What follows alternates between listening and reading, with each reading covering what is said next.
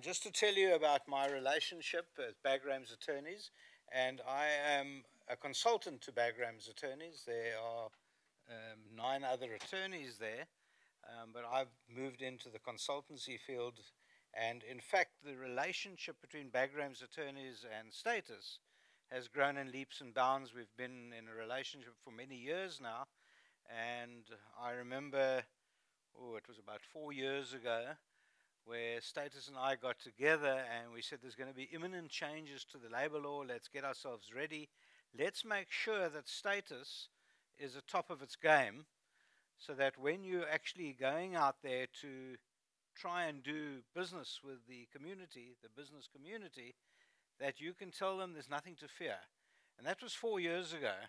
Of course, we were a little bit ahead of our time because we kept saying it's going to happen in 6 months' time, and then 6 months' time. We've had 4 years of it. It's now here. It became operative on April Fool's Day this year, and in essence, I don't think any of the actual agencies, such as the CCMA, such as the bargaining councils, and even the Labour Court, are fully grasped as to what's going to happen, how it's going to pan out. So we're still at the developmental stages of the law, but I think you need to understand the law itself and understand some of the basic concepts. What's going to be more and more important as we go into the future is the HR portfolio, is the IR portfolio. People in human resources are going to be at the cornerstone of this. No longer will you see finance saying, oh, well, we need another accountant, we're going to recruit someone and then send him afterwards to HR and say, won't you just put a contract together? That's not going to happen, and we've been seeing that all these years. I think HR has got to go, and businesses are going to learn the hard way. They've got to go to the center of the business.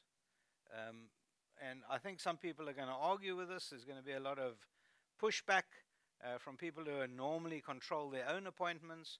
They've got to do that hand in glove with human resources or whatever you call your portfolio. The people who actually at control of the appointment of people become absolutely imperative. To that end, Status is offered to do an audit, and you'll hear a bit about it from James, I think, and from Dermot. They've offered to do an audit at the workplace. In other words, see how many people you've got, see who's on contracts, what contracts, how long have they been. You need to have a proper audit of who is there. You cannot believe how many people that I go to, and have been for the last year now, and I sit down with them and they say, well, here's George, he's on this type of contract, and Cheryl's on that type of contract, and we're not sure if Jonathan has got a contract at all, and we know that he came in, we're not sure when he came in, those sort of things, and we're learning it from big corporates. Funnily enough, because there hasn't been that interface between HR or IR and the people that actually do the appointments. So it can't be anymore, and hopefully you'll take that message back to your companies when you leave here. I want to just give you a taste of the labor law so that you understand in the context of where this comes from. The labor law itself is a strange animal, and we're strange in the sense that this was a negotiated piece of legislation right in the first few days of our new government, of our real government. So democracy came in 94, and they took the old legislation, the old Industrial Relations Act, the Labor Relations Act at the time, and they decided that we're going to send it off to a body called NEDLAC, and NEDLAC is going to negotiate it. And I often say at seminars that when you ask a committee to design a horse, you're going to get a camel. And we've got a camel, but as you know, a camel is much more resilient than a horse in the desert. And we're now starting, we're a young democracy, we're 21 years old, and we're starting out with a piece of legislation that was designed by the people. It was designed very different to any other legislation, in fact, any other legislation in the world, because it bears in mind our past, and that we've got to bear in mind. So we need to move forward into the future, knowing full well that we've had a very fractured past, to understate it. We also need to know that we are in fact, are people that come through from many, many diverse types of operations and many in South Africa, and that legislation is reflective, and I must tell you, it is reflective of us as South Africans. This is a truly homebred piece of legislation, and I think we need to ensure that it works. That being said, we've just had some amendments that we're talking about now, and I'm not entirely in line with those amendments, and I'll tell you some of the problems and pitfalls that we're starting to see. Often people say, there's an old cliche, if it ain't broke, don't fix it. I don't think it was broken, but now we've fixed it, and I think we're going to have the problems. And we're starting to see employment slide in this country, but that's politics, and we can put it to the side. What we're here for today is that we have the legislation, we're confronted with it, we're not going to change it. What we're going to do is ensure that we implement it and that it works for our companies. So that's what we're here for today. I often get clients, they phone me at least 10 times a day, saying, you've told us this in an opinion, we're not happy, someone has to change this. Forget about that. Put it to one side. You can change it one day when you're sitting at the ballot box, but you can't change it now. Let's make it work. And I think it can work. I believe it will work, and I believe we're not going to see all fire and brimstone that a lot of people have been predicting. So let's go back to our fractured past. And I don't want to dwell too long on the fractured past, but in the fractured past, we designed a labor legislation right back in 1979 from the Vion Commission. We designed a piece of labor legislation which got changed over the years. I'm not going to take you through the various changes, but what it did was something interesting. It changed the law to the extent we've got criminal law, you know, the criminal law. We've got civil law, where you buy a chocolate, you don't pay for it, I then sue you for the chocolate. You know the normal story, that's the civil law. But we've got another branch of the law called the labor law. Now, in any law, anywhere in the world, even in international labor relations, there's a statement, and it comes from the old Roman Dutch law, he who alleges must prove. And I've spoken to groups about this before, so please forgive me if you have heard this before, but it's something that you've got to get into your head as a manager, as an employer, and as something that is going to take you forward, because it takes you into the situation as who is an employee today after the 3 months. What does the deeming provision mean? So I'm going to talk about those phrases, but you need to understand this. He who alleges must prove. We have the normal example. Dermot comes up here, he pushes me over, I crack my skull on the floor, he says, you're talking nonsense again to my clients, and I then want to sue him. I then go to the police station, etc., and at that point, I make the allegation that I was assaulted by Dermot, right? And if I make the allegation, I have to prove it. Is that correct? I mean, I suppose everyone comes with that. We've all watched TV programs, in the early days of LA law. I'm showing my age here, but there are lots of other TV programs with lawyers and court cases. And when you allege something, you must prove it. Exactly the opposite in our labor law. He who alleges in the labor law must sit back and wait for the other side to disprove. Okay? Let that sink in, because it took me many years. I don't know if I've fully got it sunk in yet, but it took me many years to get that into my thick skull, that as an employer, you arrive at the adjudication body, CCMA, that's the Commission for Conciliation, Mediation, and Arbitration. Other people call it the big ATM down at 78 Darling Street. Or at the bargaining councils, or at the labor court. You arrive as the employer saying, well, they said they were unfairly dismissed, well, let them prove it. That's the wrong way to go. And you must understand that, you must remember that. That's the wrong way to go. You've got to go with your briefcase full. And what's it going to be full of? Evidence to show that the allegation is wrong. Okay. Why do I say that?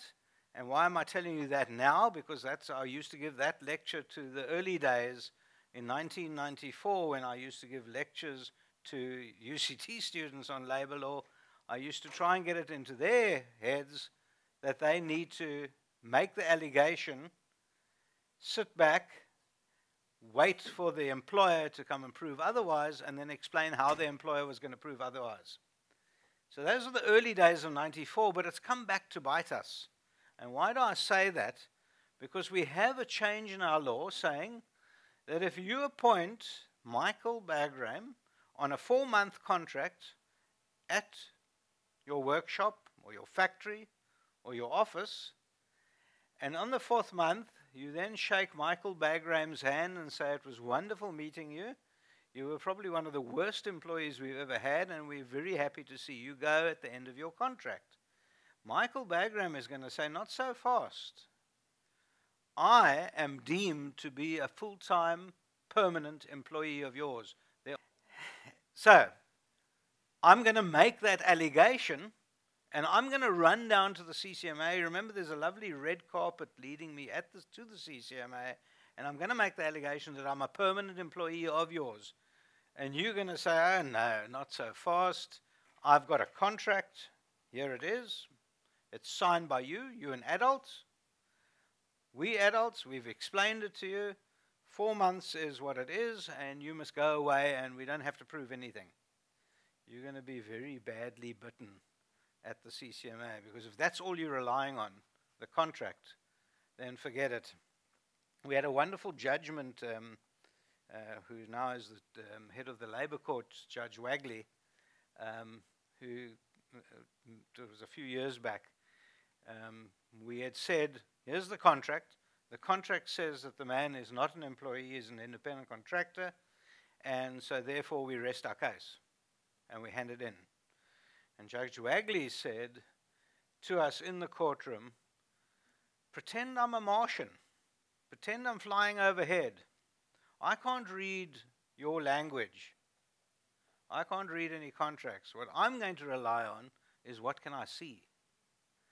And I can see this relationship. That's not an independent contractor. And so therefore you're going to lose your case. So he said, go back to the drawing board and try and settle your case. Well, that was a big wake-up call for myself and my client at the time. It was way back in, I think it was 2000, when that happened to us. We thought we can rely on the contract. But let me tell you how stupid a contract is in labor law. And people often say this to me. Just think of this carefully. All of you have got contracts of employment for your employees, and I hope you have, because if you don't have, it's illegal. So you must have a contract of employment. In your contracts of employment, and I bet you all got it, that it says in your contract that you can give 30 days notice to your employee, right? 60 days sometimes. Or if you're employing a rocket scientist, that you must give him 6 months notice, or he must give you 6 months notice. All of you have got that in your contracts, right? What will happen to you if you come up to Michael Bagraim and you give me 30 days notice? Come on. You all know, you've all been to the CCMA, you've all had the experiences, you've all read about it, you've heard about it, you've seen what happens on television. I'm going to go to the CCMA and say it's very unfair dismissal. Why? Because you haven't given me a reason why you're giving me the 30 days notice, and it's got to be a jolly good one, just not because I'm overweight. And also, you haven't followed a process. It's also got to be a jolly good one. If you're saying that I stole the petty cash, then you should have a disciplinary inquiry, or you should have something fancy. So you've got those 2 legs, and we always talk about the 2 legs. You've got the process, how did you dismiss? And then you've got the other leg, why did you dismiss? And you must be able to stand firmly on those 2 legs. So your contract is worth nothing.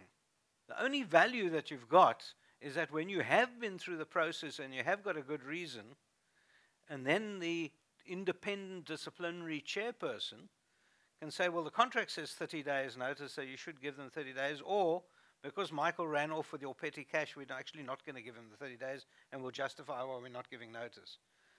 So is everyone with me that the contract you can take and you can throw it away, despite the fact that you have to have it? Well, you're all with me that. You can't, and I still, to this day, I mean, about a week ago, I got someone saying, well, our contract says we can give everyone 3 months' notice. And that's fair by any standard. And so we're giving them the 3 months. And I still, to this day, 20 years later, still explaining to employers, but hold on a minute, your contract says that. You both signed it, but it's not law. And it's the same way that if any of you came and sold me some dacha, and I said, I'm prepared to pay you 100 rand for the stick of dacha, you can't sue me for the 100 rand. I presume no one would be so silly to do that. You might come and shout at me, but you can't sue me for that because it's contra bonus mores. It's against our morals in our society, and in fact in our labor law, to give someone the 30 days notice is contra bonus mores. They say there's no morality to it. So when the law says that when someone has been working for you for 3 months and they are deemed to be an employee, a full-time, permanent employee of yours, and you've given them a contract for 6 months, they are deemed to be an employee at the end of that 6 months, unless you can discharge the proof, the onus of showing that in fact that they're only there for 6 months. Simple example, very simple example is, Michael goes off on maternity leave. That sounds a bit wrong. Cheryl goes off on maternity leave, and Cheryl has gone off for 6 months because you've given her, because she's a long-term employee, she goes off for 6 months, and you're expecting her back after maternity leave like everyone else, and she's going to still be your receptionist when she comes back. So what do? You employ Michael for 6 months. And you tell Michael in the contract that you are going to replace Cheryl while she's gone off on maternity leave. But you explain it in the contract laboriously. You don't just chat to me when you're interviewing me and saying, by the way, you're going to take Cheryl's place. You put it in the contract so that Michael can't come afterwards and say that I had an expectation of permanent employment there. Because when Cheryl comes back, I'm not going to put my hand over my mouth and say, oh my word, this is my job, what are you doing here? And therefore I'm running to the CCMA. People will. They will go to the CCMA. There's an encouragement to do that. And let me explain what the CCMA thinks. I sat in the Labour Portfolio Committee for Labour and for the department and for the CCMA at Parliament, and I listened to the representations made by the CCMA for more budget. And the CCMA explained why they're going to need 36% more budget than they had last year from the government, because they're going to have 36% more cases referred to them. Now, it's quite weird because in Cape Town alone, I think we were getting something like 400 cases per day referred to the CCMA. That's in Cape Town, the Cape Town office, 400 cases per day.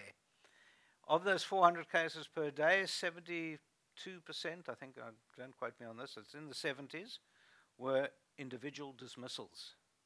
So there are very few employees out there that will say, the CCMA, what's that? I used to tell a story where a client arrived at me a few years back saying that he had been dismissed and would I help him? And I said, well, of course. You represent money for me, so I'm happy to help you. And he said to me, I was at home last night, I've been dismissed, and people were talking, and they said something like, I must go to the SPCA for some help. And that's not happening anymore. No one asks to go where the SPCA is. People know what the CCMA is. You stop anyone in this hotel as you walk out and say, if you get dismissed tomorrow because you didn't smile at the boss, see what happens. And they'll say, no, I'll go straight to the CCMA and I'll challenge them. So that's happening, and the CCMA itself is expecting that over 30% growth. And in fact, I was there yesterday doing a case, and I went to go and speak to the management because I like to schmooze with people, like you're going to do all at tea time and meet each other, but I also like to do that. And they tell us that the referrals is exponentially growing because of this. Now, we haven't had many judgments. We've had no labor court judgments yet on these cases, and you will hear, and when you read through these papers, and please take this as a very valuable document, and I must compliment Status for putting this together. It is valuable, and it encapsulates some of the perfect changes that we've seen and how it's going to affect you. So have a look at this document, take it home. But when you hear that Joe Soap has gone to ask Cheryl Smith how much she's earning, and she says, I'm getting 15,000 Rand a month, and Joe says, but that's a bit shocking, I'm getting 11,000 Rand a month. I'm telling you, Joe is going to go to the CCMA because he does exactly the same job as Cheryl, and he's going to say, this is unfair. I've been there for the same time. This is unfair. I'm not going to be at the CCMA. And in fact, yesterday registered 11 cases of that nature at the CCMA. So we're waiting for arbitrations to take place. This is brand new stuff. This is real cutting edge stuff. A lovely story I was telling the management of the CCMA what happened to a friend of mine, and I'll quickly tell you the story. He was working for a zoo in London, and the lion died.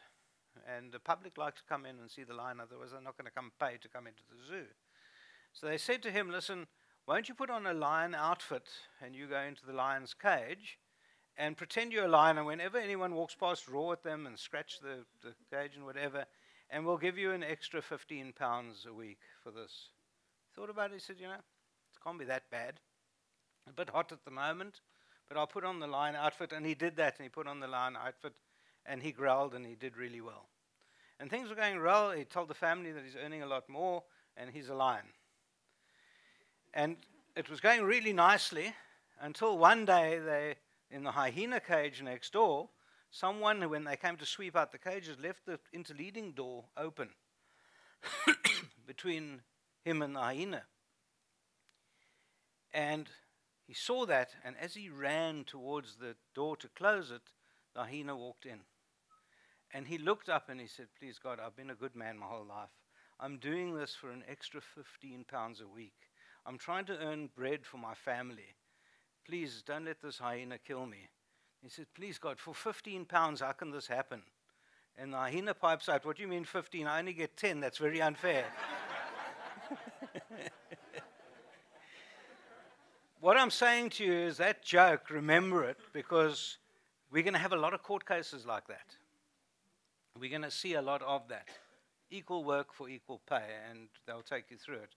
Now, in terms of, and I must quickly get to TES's, Temporary Employment Services, people like Status who are on top of the game. Now, you're going to see most of the Bucky Brigade collapse and disappear. Most of the smaller agencies who are not on top of this law are going to disappear. In fact, they already are. People that I deal with are saying they're going to close up shop. They know it's no good. This new law has pushed them out. You're going to see that there will be not only an amendment to the way that people are doing businesses, but people are going to look at Status and say, actually, we can work together and we can grow. And I think this is the opportunity. The opportunity is to say, well, I've got a division that you've got half the people that have been placed here by Status. The other half have been placed by us. Our people obviously are happy. The Status people are happy. There's no problem.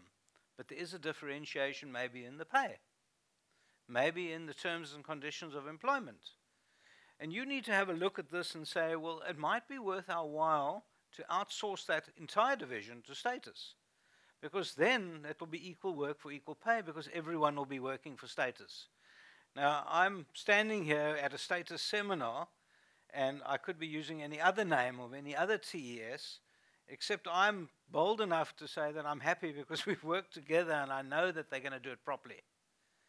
Because you need to have trust in the company that you're working with. If you don't trust Status, well, then I understand. But you need to go to the company that you're working with, and you need various things from them. First of all, you need to have the trust in them. Second of all, you need to know exactly what it is they're paying your staff and what conditions of service and exactly how they're doing it. You need to have that understanding.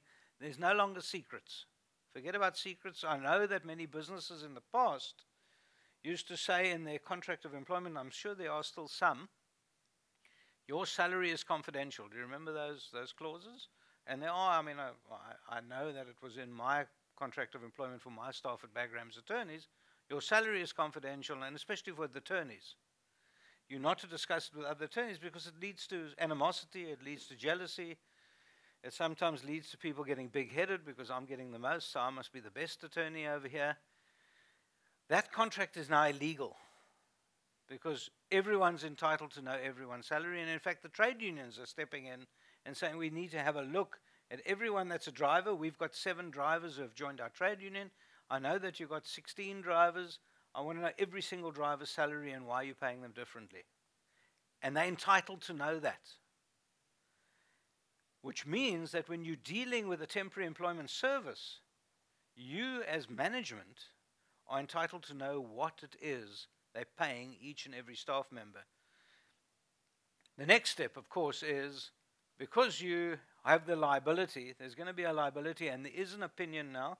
I've got 2 more minutes. I'll quickly tell you about it. When Status appoints someone to go work at you, is that person your employee or theirs? And it's been a quandary for years, and especially after the 4 months, or the 3 months. What are they? What is this animal? Am I looking at the camel or the horse? And the opinion is that in fact they can choose and they can have both. They can work for 2. That's the opinion at the moment.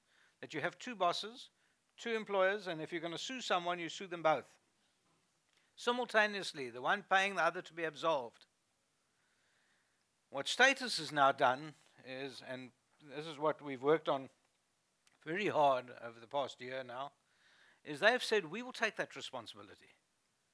We will take the onus, we will take the full responsibility as long as you allow us the responsibility to run that court case and to make sure that if someone is going to get dismissed, that it's done properly. So there's got to be an intermeshing, again, hand in glove. It's got to be people working together, because if they're not working together, then it's never going to work. And what they're doing is they're giving you that indemnity going into the future by saying, we will place the person, we will indemnify you against any claim, as long as you've allowed us to ensure that we followed the law carefully. So you can't have Status saying, we indemnify you, you get the employee, and then you say to the employee, by the way, you fired. And then say, well, we don't have to worry because Status will sort that out. That's not fair. So the Status has to have faith in their own clients as well. They need to trust you, because that's a trust relationship that has to grow forward. But thank you for listening to me. I'm happy to answer questions later.